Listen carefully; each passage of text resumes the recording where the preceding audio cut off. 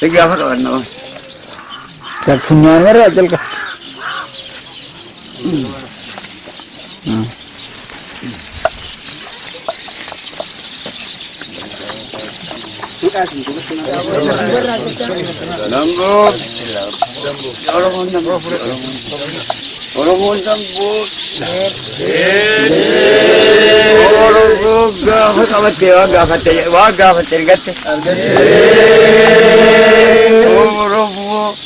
Ogurra qabattee waan jiru dhageesse.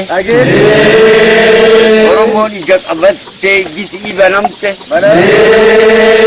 Oromoon dalluu qabattee satti jallante dhabamsiifte. Oromoon dirra qabattee dirree isii nagaya taate. Oromoon cinaacha qabattee cinaacha afran nagaya tahe. Oromoon miila qabattee miilli lafatti dhaabbate. Oromoon eegee qabattee waan eeggatte eegde. Maaltu jedhanii? lama gosa ni takkiin dhaan. Oromoo waan gaafa qabatee waan gaafa ta'e argatu. Eegsisan dura dubattee argu.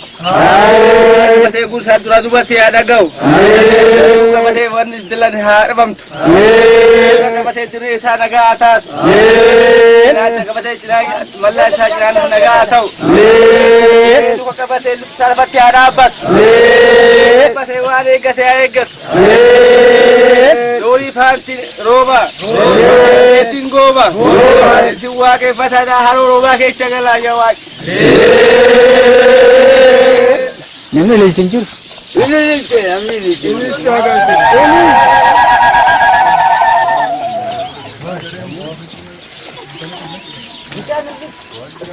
Amma koofisuu dandeenya.